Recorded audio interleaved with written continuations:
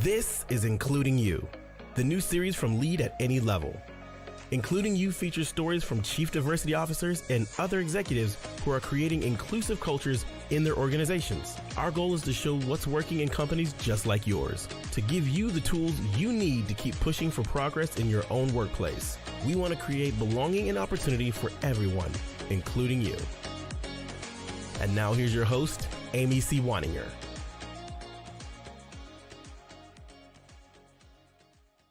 Welcome back to Including You. I'm Amy C. Wanninger, the Inclusion Catalyst. With me today is Teresa Barnhill. Teresa is the founder and CEO of ATB Consulting, where she works with small to medium-sized businesses that want to increase diversity and equity in their organizations. And she's been a global DEI leader for a number of years. I am so excited. Teresa, welcome to the show. Thank you, Amy, for having me. I'm excited to talk to you because the last time we spoke, we talked about this two-sided coin of women in tech and how women can advance themselves in their careers, but then also the flip side of that, which is getting hiring managers and sponsors and mentors in the right headspace to receive and promote and hire these women. And so what I really want to talk to you about today is those two facets of women in technology, because as we know, technology is, number one, here to stay. It's the fastest growing sector in terms of jobs and employment. It's really the biggest, widest path to a long middle-class income at this point. And so the more women we can get into this field, the more financially independent, strong women we'll have, and the more will be welcomed later. So talk to me a little bit about why is the women in tech pipeline so important to you? It's important to me because of exactly what you just mentioned. Technology is a wide open industry. It is an industry that provides several benefits for women and people of color, including flexible work hours, flexible work arrangements, as well as working from home. Getting women and people of color into more tech leadership opportunities could help close the wage gaps for women, as well as close the wage gaps for people of color. I feel like there's tons of potential in the technology industry for women and people of color.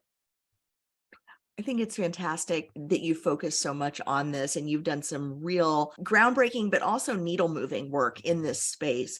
Can you talk a little bit about why does there need to be a focus on getting more women and people of color in tech?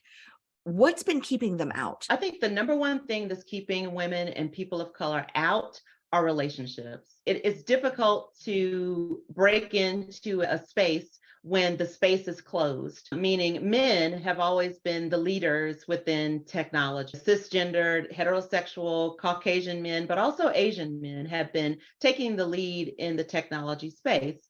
Their networks are made up of the same types of people as they are. And that's just by human nature. It's no one's fault that it's that way.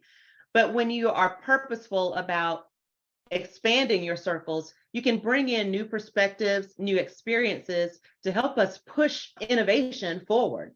That is what is crucial about technology. We're in a great space, but there's so much that still needs to be explored. There are a lot of ethics that need to be explored. If you had more people around the table with different experiences, they could help us explore those different opportunities. So that's where women, people of color, people with disabilities come to play because of their perspectives. They could see things that people who don't have their experiences wouldn't necessarily see. But I think what's keeping women, people of color, and persons with disabilities out of technology are relationships. So those people who are in power, who've been in that space for a while, they need to be intentional about broadening their relationships to include more and different perspectives. I could not agree with you more. And in fact, I wrote a book on exactly this topic a few years ago called Network Beyond Bias. And it's all about how when we're more intentional about who we connect with and the relationships that we build, opportunity flows different ways. It flows to us differently. It flows from us differently, and different groups and different people get different opportunities than they've had in the past. So this is a topic that is so important to me. And I don't know if you knew this, but I actually worked in tech for about 20 years. Yes, So, you told me. Yeah. Yep. so being a young woman in tech was a much different experience than being a, I'll say, more tenured woman in tech, but I can remember how hard it was and how many obstacles I had to overcome and how many myths I had to dispel and Right. how many comments I just had to endure along the way. And it gets easier with time, but it's not something that people should have to endure at all. Exactly. And when you talk about being a tenured woman in tech, we have different generations entering the workforce. Millennials have been here, Gen Zers are coming into the workforce. They're not going to endure comments. They weren't raised that way. So they're going to start pushing red buttons, sending off some alarms to say, this is not the way we're going to work. So organizations need to be prepared for that. Prepare for new and different perspectives, yes, but also different ways of working and culture, because these younger groups of people, they're not going to endure a lot. So you're going to have to be able to embrace what they're bringing to the table in terms of their perspectives, but also their work styles and what they are going to be able to endure and put up with or not. So be prepared for that. And no one should to endure those things in the workplace. Boomers and Gen Xers, we were working our way in and gradually giving each other grace, et cetera, and just plain old ignoring things. And millennials and Gen Zers were not raised to do so. They're like, you should know better. Let's not play these games. Before organizations find themselves in hot water, they need to be able to adapt and evolve their cultures for those new generations of workforce. So absolutely. When you said they're going to hit the red button, I was thinking they're going to hit the eject seat because they're going to be out of there. Yeah. Yeah, definitely going to let you know about it. And if you don't fix it, they're out. Yeah. And you don't want to lose that talent. These folks come with various skill sets, yes, but their perspectives are so unique. They were raised in a time where we grew up with learning about it and, oh, what is this going to do? And how do we leverage this? There was not a time for them where there wasn't the internet or cell phones or any of that great technology. So their very existence in this time and space is something that we could leverage to push our organizations forward, especially from a problem-solving standpoint and advancing tech. So we don't want to lose that talent to other companies. So we need to create organizations where they want to be there, they're invested in the organization's success, and they want to stay. So we need to make sure that we're able to do that as employers. Yes, ma'am. I'm all in. I want to talk to you a little bit about this notion of growth mindset and how that comes into play for people who are trying to break into technology or move up in the technology space, but also for leaders who are already there. Can you talk a little bit about that and how you approach that? Growth mindset is something, again, that we need to be intentional about cultivating, especially those of us who are boomers and Gen Xers, where we are very achievement oriented. And if you don't achieve something, it is a failure. The growth mindset is the opposite of that, where if you fail, it's a learning. It's, oh, great, that's awesome. I learned something new. How can I apply that to the next thing? So it's very similar to testing and learning technology. You know, when you have a test and it fails, what did you learn from that? Let's apply that to the next test and let's move forward. But it's easier with things than it is with people and especially with ourselves. So we need to cultivate a mindset where we're not hypercritical of ourselves or others when there are failures, and we take those failures as learning opportunities to apply to the future. In addition to that, is just being more open to different ways of working and ways of being even. There's not one right way to be or one right way of doing things. Instead, it's how can we or should we? We're asking ourselves these questions to get to better, more inclusive solutions. And that's what a growth mindset is. It's just thinking about the possibilities instead of the limitations, but it does require practice. And in order to be successful in tech, that's the mindset that we need to have, just like we are testing and learning equipment or programs, et cetera. It's the same way that we test and learn with ourselves, but it does require, again, intentionality and focus in order to do that. Shifting your mind is a very hard thing to do, and not all of us can do that well, but we just have to practice that. As you were talking, it reminded me, my son is 14 years old this year. He's a freshman in high school, and he took his first coding class. like introduction to computer science as a freshman in high school. It just blows me away because I was well into my second degree before I got to take a coding class. And he was working on something. He said, Mom, can you help me with this? And I was like, yes, this is my moment. This is my time. And what I had him do was debug his own code. He hadn't been taught how to debug code. And I said, no, whenever you have a new section of code, you put in a little comment, print string, and it goes out and it shows you exactly where it is in the code. And then you can find if that code's getting hit, what's happening, where is it going, and you can trace it all the way through. And so we were doing that. And as you were talking, it reminded me that this growth mindset is really about putting those same breakpoints in our own thought processes. So we can find out what's getting triggered, what happens when we get triggered, how do we work around that? How do we rewrite our then statement? If this happens, how do we rewrite that different statement so that then we get a different outcome? And it's just this process of constantly going through and debugging our own thought processes.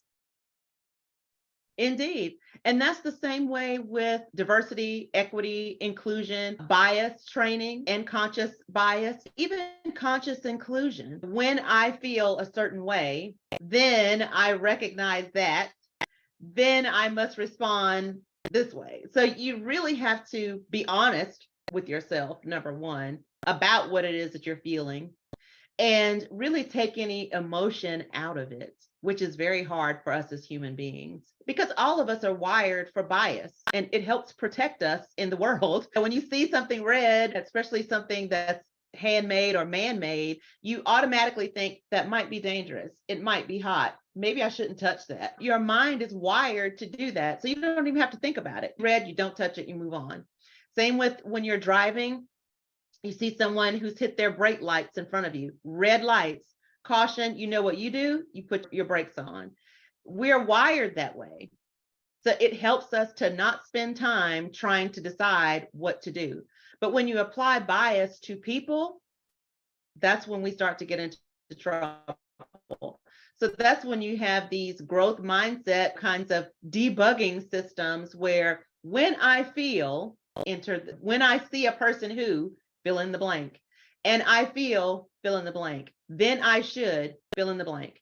How do you work around that bias? How do you identify it and then rewire your brain to not feel that way and not be triggered, and how to act accordingly? Lots of practice required. This is the work. And I always tell people when I'm training or doing any kind of consulting work, look, if you brought me in to teach you to play the piano, you wouldn't have me come in one day on a Tuesday over lunch, play the piano in front of you for an hour and leave, and you would expect to have mastered it. There's a whole process, and you have to practice, and you have to keep going and until you get to where you want to be. And it has very little to do with the quality of an hour of instruction. It's about you applying these principles over time. That's right. And breaking it down for yourself. Now, when we talk about bias, especially in tech, when we're talking about hiring, one of the things that I've noticed is that we know a little bit about somebody, we tend to fill in the rest based on assumptions. We meet somebody and they shake our hand the way we expect them to shake our hand. They look us in the eye the way we think they should look us in the eye. They use all the right words and they follow the script of meeting somebody. They walk away and we say, wow, they're really nice. We don't know anything about them except their name and their handshake and, how they walk toward us and away from us. And we assume they're really nice.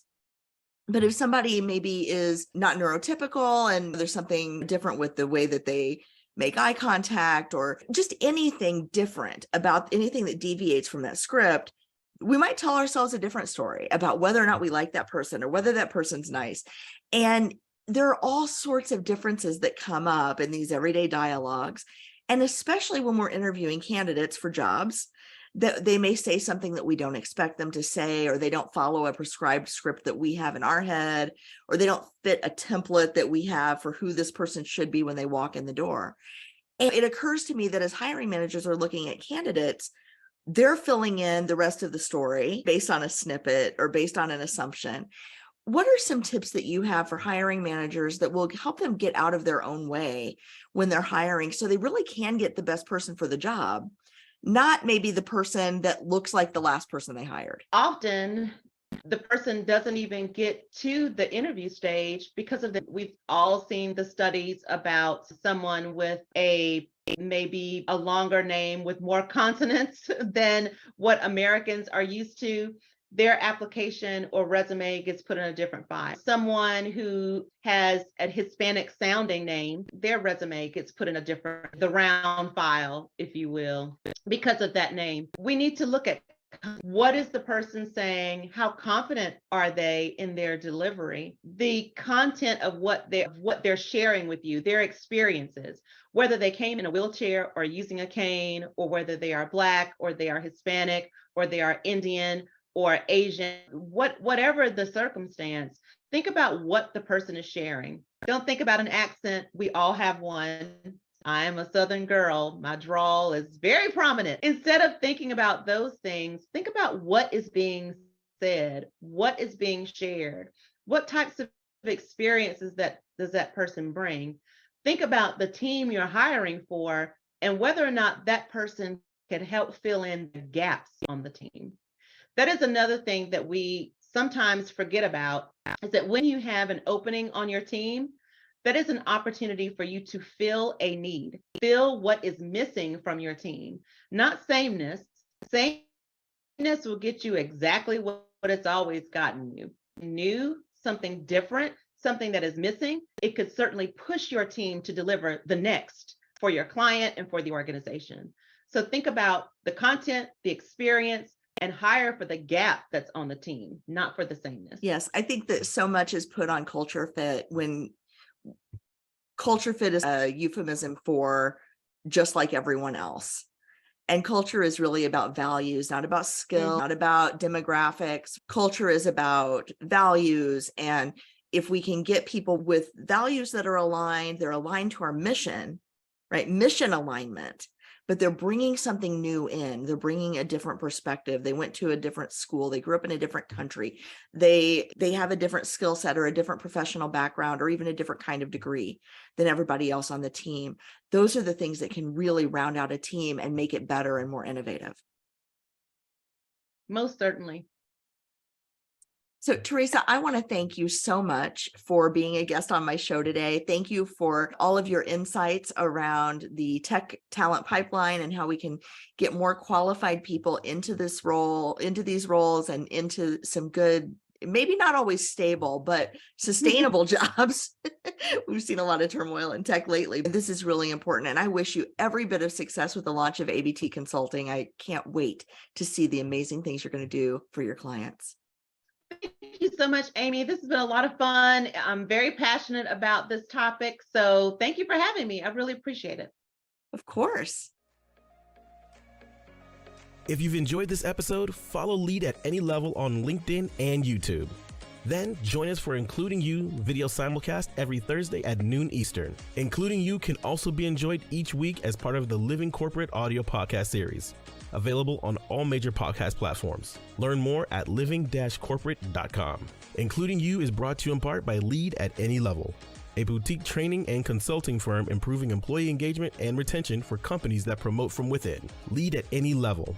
Leaders can be anywhere and should be everywhere. Learn more at leadatanylevel.com.